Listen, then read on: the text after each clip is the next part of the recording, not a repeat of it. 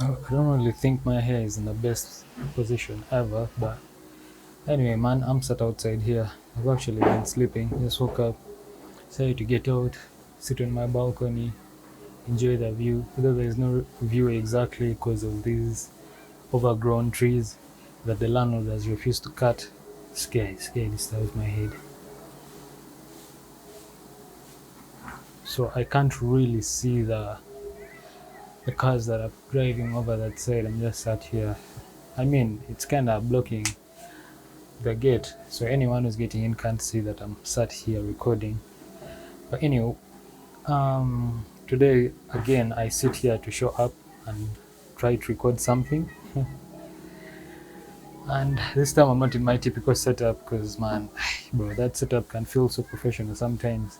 I don't even know if it's that professional, but it just feels like that. So when I sit there, I'm trying to like brainstorm ideas.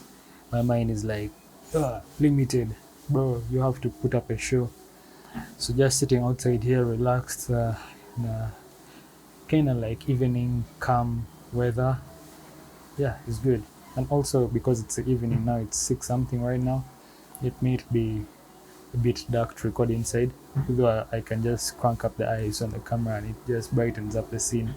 And yeah, I record in a decent. I record with a bright enough video. But anyway, what's been going through my mind, man? What's been going through my mind? I woke up today. I don't know. I had the aim of waking up today early and setting up all the other videos that I've been recording because I have many videos to edit. And for some reason, I overslept up to like 12:30, and that was crazy. Like I woke up at around 8 because my alarm goes. There's one that goes at 8 and another one that goes at 10. Woke up for the one at 10. I mean at 8. Then I'm like, I don't really feel it. I went back to sleep again. I don't even know if I had the one for 10, honestly. It must have come and I just did this with one hand or something. I don't remember turning it off. I just don't remember turning it off. But anyway, I woke up at 12:30. It was even like, was really like, I was like, whoa, this is more late. And yeah, I took a bath, actually did exercise, took a bath, and sat down to put the videos together, put everything together. Now all I have to do is just watch through the videos, change the different camera angles, and prepare them for posting, schedule them for posting. So yeah, actually, as I was like getting everything prepared in Premiere Pro, organizing the footage and creating the camera angles and stuff, um, I was just watching like videos of people who stay in like Bali. Not even people exactly, but just like this one guy. He's a digital nomad. He decided to like just move from America and go and stay in Bali. Like I was just watching like videos, tons of videos from him, and how he was even planning to like just buy property there, stay there for a while, and yeah, and just an interesting thought came in my mind because man, th- this thought might have come in my mind some time ago, but I feel like right now when I was watching this video, it became more apparent in that like, man, there's so many different types of life that you can actually live in. Wow, so many different types of life that you can that you can decide that this is for me and this is what I'm going to go ahead and embody and design my life around. And just seeing this guy living the life of a digital nomad, it means that these are people who are not should I say constrained or held back by this belief that I have to be in a specific area and I have to grow in a specific area. They just tend to like do things in a sense that they move around, they travel around, they they don't have a specific place that they can call home. And I don't know how that feeling is exactly, but when I watch these videos it seems exciting because now you remove out all of the other limitations, all of the other, should I call it, not really limitations, but you remove out all of the other constraints that many of us have. Where you're staying right now, I'm renting here, but I be here sometimes sat here and I'm like, if I was not renting and I had my own place that I was staying in, all the problems of renting would go away. That thing of thinking of remembering every month that you have to pay rent, it will just disappear. And maybe also I would start planning to live my wealthy life, in that because I have a place where I'm staying and I'm not paying rent, all I have to just focus on is what to feed on, right? And yeah, like it's a nice way to think, it's a nice life to embody, but just because, but once you get that, you don't have that freedom. I mean, you can, you will have that freedom of being able to travel and what, but just trying to achieve that first before you can actually live a fulfilled life is probably what weighs heavy in my mind. Because I'm there, I'm like, before I can do anything, let's say travel the world, I be watching people going to Zanzibar, going to Mombasa, going to Cape, what, Johannesburg, and just traveling, man. People going to Dubai, and I'm like, wow, this seems so interesting. This seems like something I would want to do. But in my head, I'm like, maybe I need to first buy property. I need to first create a cushion for myself, some security for myself, before I can decide to take on this kind of life. And when you look at how long it can take you to achieve that, it just feels like far away for you to achieve that. If I was to take a 30-year loan on a property, and I say after that property has become mine, is when I can now have freedom to roam the world and do whatever. 30 years from now, I'll probably be 50 something. I mean, it's not that old, it's not too old for me to be able to explore the world. 50 something, not too old. But what would I be doing in these 30 years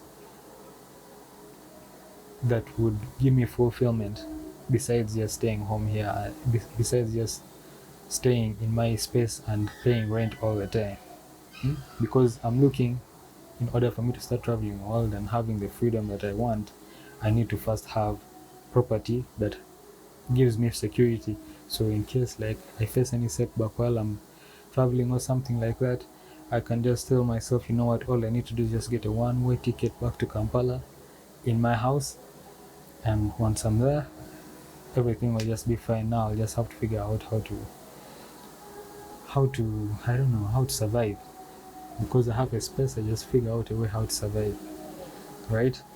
Or if not, even while I'm traveling, maybe the property can be giving me a return, in that I'm renting it out to someone and someone is paying rent, so that money can be money that can be used to drive my endeavors of just traveling and living outside. So in case I don't have a job, then I could rely on my property, right? So I just have like this idea in my head where if I don't have my property first set, I can't I can't start this digital nomad life, or this nomad life of just traveling, of just going places and seeing the world. Hmm? But these other people that don't really have that, like you don't have that security yet, how do you actually do it? Like what's their way of thinking? What's their thinking like? When I'm watching this guy's video, this guy actually, because he has a big YouTube channel and a big following, he's making a lot of money, he's making a killing on the internet. And he was making a video where he's looking to buy property of 260,000 US dollars. 260,000 US dollars, that's a lot of money, bro. This guy is doing well, like he's really making good money. Me on the other hand, I'm not nowhere close to that. So when I watch him making his videos and living that Bali lifestyle, that digital nomad lifestyle, it's like for him the headache is already out of his head. Though also he must be having his headache because he's living life not on my level but on another level where his frustrations are also more than what I have. So as much as I might see him having like you know living a decent lifestyle and no problems for him, everything is cool and what, he's probably having his own problems and his own frustrations, and yeah, stuff like that, man. uh, I just feel like I've even drifted from my point a lot just thinking about this. But the idea was just like, I think I need to categorize people and their lifestyles. I think starting with this guy's video, I can categorize him under nomads, living that life of just roaming the world, moving around. And I've been thinking about it for a long time. I don't know. It's just It's just that I've refused to tolerate it as much. Just telling myself, like, if I tolerate it, what is it? What is it going to bring me? Like, will I get happiness that fast? And is it happiness that I'm searching for? Hmm.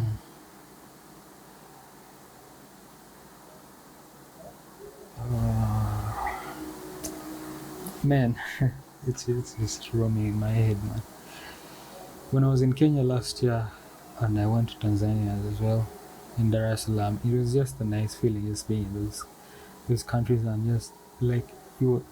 I traveled for a week, and just being around those spaces and okay, yes, you don't have like a home when you've traveled to a new country.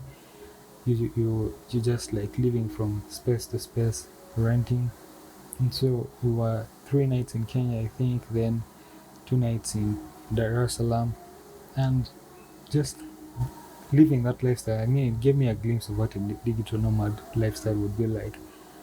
I think what's more important when you're living such a lifestyle is just being able to cover your rent, your living expenses, and your feeding expenses, what you feed on. As long as you can cover those, you're fine. You're 100% fine. And you're fine. I'm saying you're 100% fine, but also like you might need to have a reserve, a decent reserve of money that you can always turn to if somewhat a large setback, a setback of yeah, a large setback comes up, and you don't know how to, and you don't have like a good enough reserve. Maybe that's where the problem comes because you're far away from home. When you're home now, like, I can't compare like because I've been here for like what, my whole life. When you're home like this, you can know how to go around, like know how to get around your problems and solve them real quick. But when you're in an environment that you're not used to, people don't know you that well, and something happens, now all of a sudden now you have to have like your people skills and your convincing skills and find a way to like figure out how to get around that problem.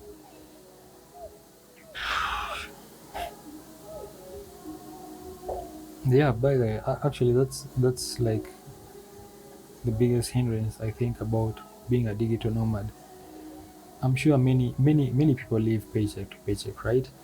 And you live paycheck to paycheck in your mm, in your hometown. Let me say your hometown, okay, or your home country, where you are born, where you grew up from, and you're able to do it. You're able to pull it off, living paycheck to paycheck.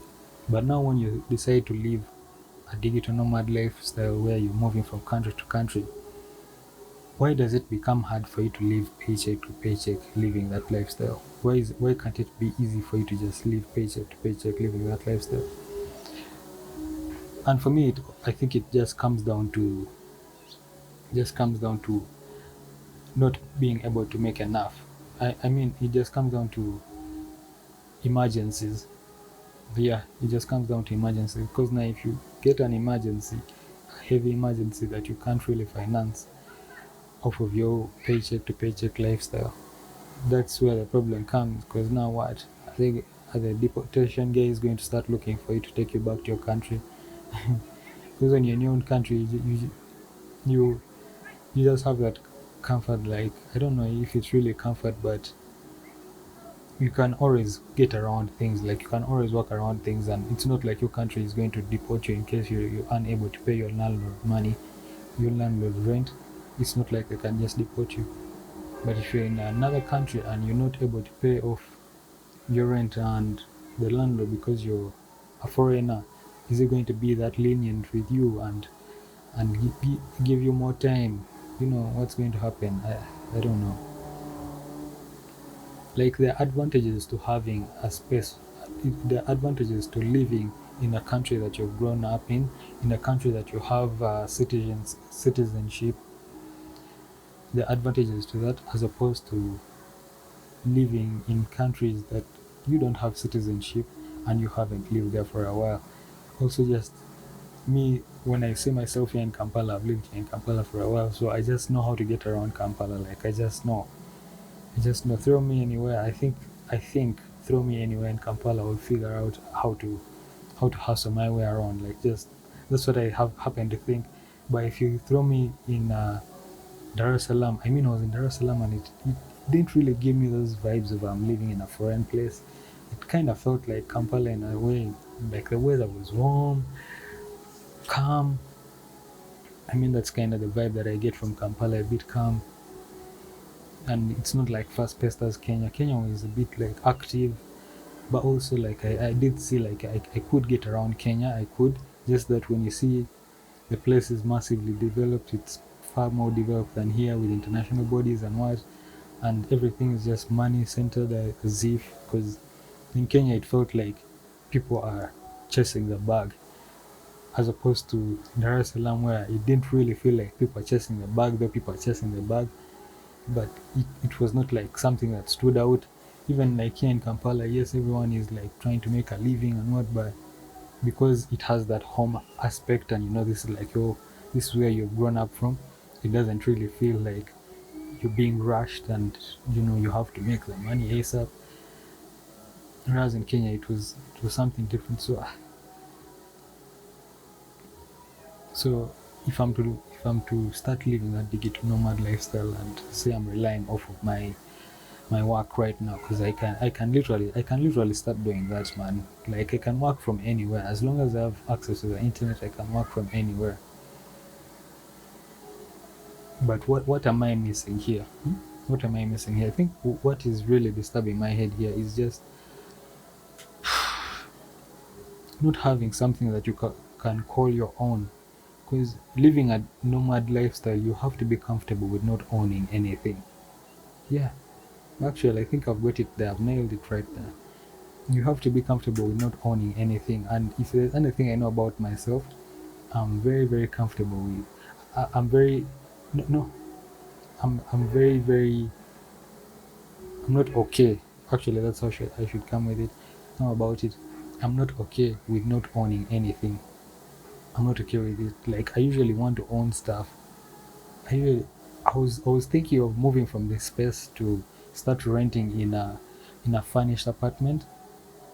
You know, telling myself if I move into a furnished apartment, maybe I can start my journey of, whoa, this place is getting dark. Why? Come on, come on, come on. This is the iPhone I'm recording on. Like, you should be able to just brighten up the scene when it gets dark. Um, so I was thinking of moving into a furnished apartment where I don't own anything, and I start just being comfortable with not owning things, but using the resources, or using the property that has been availed to me, like what has been provided to me. So, and I just start building that character of not owning stuff. Because I say my fridge over there. If I was in a furnished apartment, that fridge wouldn't be mine, but I would be able to take advantage of it and just use it, right? But when you're not staying in a furnished, but when you're staying in a non-furnished apartment, you have to buy things and fill up your space. Actually, perhaps even that's why, like, I haven't been eager to like buy a lot of stuff here. And even just usually I don't like to have, let's say, cheap stuff in my space. But I found myself I found myself like my storage containers are plastic, like they're a bit cheap. On a normal day, I would want something in glass. I would want something that I can hold, and it's of quality, because I like quality stuff. There's just something about owning something that's quality, something that you can have for a long time. I like that. I really like that. That's also another thing. Like, when you're in a furnished apartment, you're at the mercy of the landlord, of the owner of the property, where whatever they provide you is what you is what you own. I mean, is what you use. So if they provide you with something that's of low quality and it isn't really standard, in this very apartment I'm in, they are furnished, the furnished spaces, and I've been in those furnished spaces, and I can really see the landlord doesn't really give a shit about the things he's buying. Like, okay, as long as he has put the 6 by 6 bed, tick. The TV doesn't even need to be Hisense, though even Hisense isn't really like quality asset, isn't quality stuff, but I mean, many people own Hisense TVs in Kampala, and it seems to be the brand. At least if you say you have something that is good, that is of quality, you buy Hisense, right? Instead of LG or Sony, because them ones are expensive and they really come with high standards, right? But Hisense, at least start with Hisense. Here, on the other hand, it's not really Hisense. Probably some Chinese company like is just doing like the bare minimum. Okay, a nice place or a nice home, because with a furnished apartment, they're giving you this vibe of you're in a home, you're in a place that you can feel like your home, right? So the landlord, what they do, they will buy a nice big bed. You know, everyone wants a big bed. I don't have a big bed. I don't know the fancy of having a big bed, but anyway, everyone wants a big bed. You want a TV, they will put for you a TV. It doesn't matter what brand it is. They'll put for you what something for cooking, because here there's electricity and what, so there's like a hot plate or something like that. What you have a hot shower, hot water coming from the shower. Um, like just the bare minimum. Carpet in the room, sofa set. There's a sofa, blender. Yeah, I've seen in one of the rooms. There's a blender. There's a fridge. There's a microwave. You know, just things to make you. But everything is not like standard, like quality. Bro, I like quality stuff. Bought my Hisense fridge there over there. Hisense is, like I said, it's not really like the standard, but it's providing something that's quality at a affordable price. So I like my Hisense TV. I look at it all the time. I'm like, yeah, this is something that looks nice. And then if I was buying like a, a microwave, I would want something of LG, something that's quality, something that I can own for years. But if I'm going to go about my life in the sense of a digital nomad, I need to be at home with not owning quality stuff. I need to be okay with just using what is available to me, right? This place is getting dark, man. It's annoying me. Like, come on, man. And Apple is not like Samsung. I could have just cranked up the ISO from here. Like, come on. Now I have to edit this when it's going to disturb me. So, man, yeah, wow. My head's just been thinking, man. It's just been thinking. I'm actually going to think about this a lot more than what I've discussed here. I'm going to think about this a lot more. Just being comfortable with not owning stuff. All I have to own is my camera, my laptop, my clothes. Yeah, for some digital nomads, even clothes doesn't matter. Sometimes I think when they go into a new place, they go and shop new clothes when they're in that place. But just having my clothes, my laptop, my camera, and maybe some of the other electronics that I have, my headsets. Yeah, and then you just the rest. You look to the rest. You get provided. You be provided with those things when you're out there.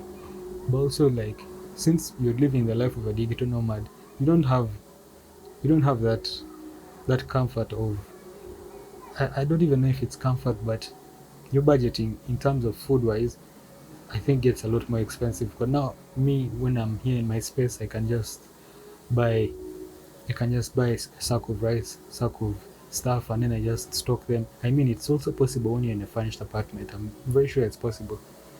You just stock that stuff, and then you use whatever has been available to you, and you use them. You're able to still budget your food. Maybe I'm just overthinking this, honestly. Maybe I'm just overthinking this. But yeah, guys, man, that's been my discussion, man. That's been my day. That's what's been roaming in my mind. Just felt like I should come here and just like talk about it. Since I, since man, I've been reading the book. Not even reading the book, but I read the summary, a bit of the summaries in the book, The Richest Man in Babylon, and it's actually almost done.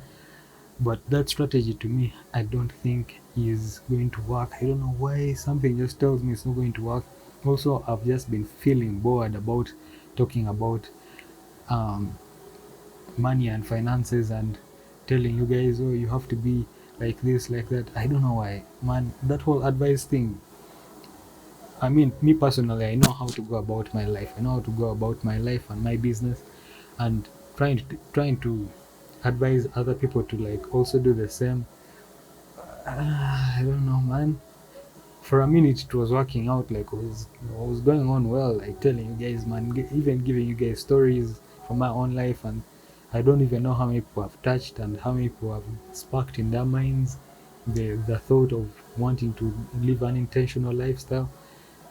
I don't know, man.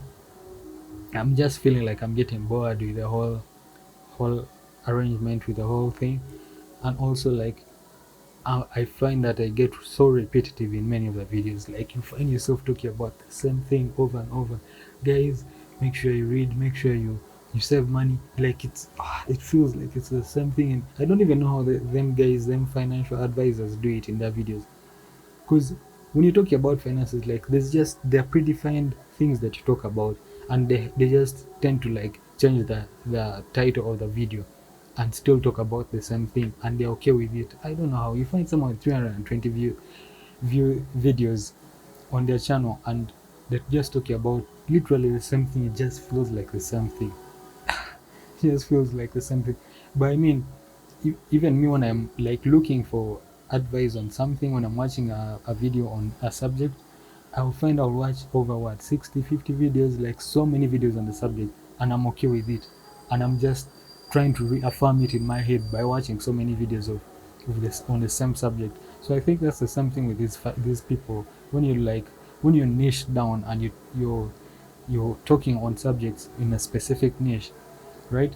You just have to be, you just have to be motivated to speak about the same thing over and over. And for me, I just don't see myself having that.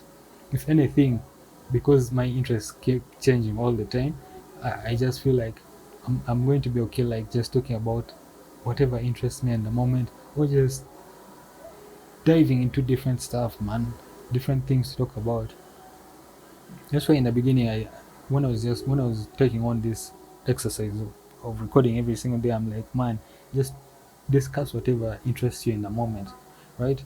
Because if I try to niche down, it's going to start getting like, I become aware of it. That's why I'm like really aware of me sitting down and talking about finances and talking about self-help, self-improvement. It's, I'm reaching that point where I'm not really vibing with it. Yeah, I'm reaching that point where I'm not vibing with it. And I don't know, man. I don't think I've been this kind of person that maybe from time to time, if you're close in my circle, I would, maybe from time to time I would want to advise you and want to get you to get straight. But most times I'm just like in my own shit, man, in my own stuff, and and focusing on improving myself first, because also that's a thing. That's also a thing in this self improvement thing, self help agenda. It's first improving yourself, being a better person as yourself, and then other people can catch up, other people can follow up. I'm actually I'm more drawn to improving myself first, and other people just following up by just observing me. Like you observe Chris and how he does these things, and you're like, oh, I would like to be like Chris. Then you just like start improving yourself. You just start being more intentional with your life because of how Chris carries himself. So I'm very, very okay with that than sitting here and trying to advise you guys every day, like, guys, do this, do that. Like, just now there I feel like I'm getting into everybody's business, which I don't feel like doing. I don't feel like getting into your business, man, honestly. What I was thinking is like discussing like more controversial topics, like just topics that tend to stand out. I don't know, man, just something. I'm going to figure it out. I have a feeling I'll figure it out. As long as I have this mandate on myself to put out a video every single day, I'm going to figure it out. I know I'll figure it out. Definitely. Definitely. Like today, just thinking of the digital nomad thing. Yeah. I sat down here and I think of, yeah, I've brainstormed it with you guys, so maybe I could do that. Whatever frustrates me, I just stand on the camera and I talk about those things. Wow, we're 30 minutes into the recording. Maybe I can cut this video down to what, 25 minutes or 26 minutes, or even I just post it all as it is. As is. Yeah, as it is. As is. So, guys, catch you guys next time.